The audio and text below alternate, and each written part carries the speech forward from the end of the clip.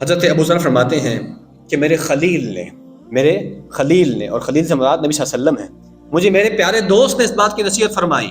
فرماتے ہیں کہ اللہ کے رسول نے فرمایا، اے ابو ذر، جب تم گھر میں سالنہ بناؤ تو اس کے اندر پانی کو تھوڑا زیادہ کر دو، تھوڑا سا پانی کو زیادہ کر دو۔ اگر گوشت کم ہے کوئی بات نہیں، پانی سے کام چلا لیں گے، سالنہ بڑھ جائے گا۔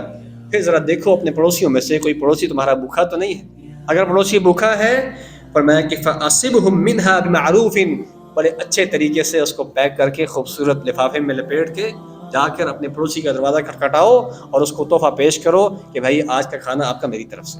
ایک پلیٹ بھجوا دیں، لازمی تو نہیں ہے کہ ہم نے پورا دیکھتا بھجوانا ہے، جو آپ کی بس میں ہے، جو آپ کی استطاعت میں ہے۔ ایک پلیٹ کسی کے گھر چلی جائے کوئی ہمیں فرق نہیں پڑتا ہے۔ ہماری مصیبت اصل میں یہ بن چکی ہے، ہم نیکیوں سے کیوں رک جاتے ہیں؟ ہم اس بات پہ شرمندہ ہوتے ہیں کہ یار ایک پلیٹ گئی تو کہے گا یار ایک پلیٹ بھیجیے، وہ جو مرضی کہتا رہے، میں اس بات پہ نیکی سے کیوں رکتا ہوں؟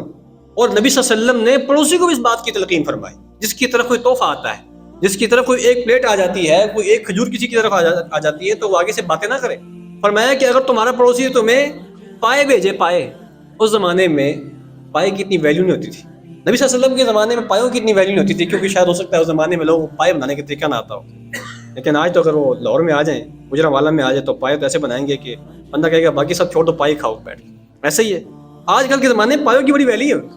اس زمانے میں آپ نے بطور مثال بات بیان فرمائی کہ اگر کوئی پڑوسن تمہیں پائے کا سالنہ بھیج دے، بغلی کا کوئی کھر بھیج دے، تو وہ پریشان نہ ہو کہ یہ کیا بھیج دیا ہے، کیوں؟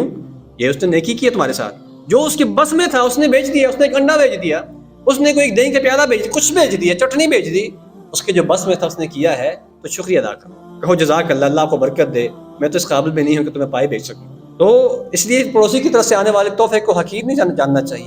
فرمایا پھر اللہ کے نبی صلی اللہ علیہ وسلم نے کہ کل قیامت کے دن کم من جار متعلق بجارہ، کل قیامت کے دن کتنے ہی ایسے پڑوسی ہوں گے جنہوں نے اپنے پڑوسیوں کو پکڑا ہوا ہو۔ کل قیامت کے دن پڑوسی نے پڑوسی کو پکڑا ہوا ہوگا اور وہ اللہ کے سامنے شکوہ کرے گا، یا ربی سل ھذا لما اغلق عنی بابہ، اے اللہ، اے میرے رب، اس بندے سے، اس پڑوسی سے سوال کیجئے کہ جب اس کے پاس اضافی مال تھا، جب اس کے پاس اضافی کھانا تھا، میں بھوکا تھا، اس نے مجھے اضافی کھانا کیوں نہیں بھجوایا؟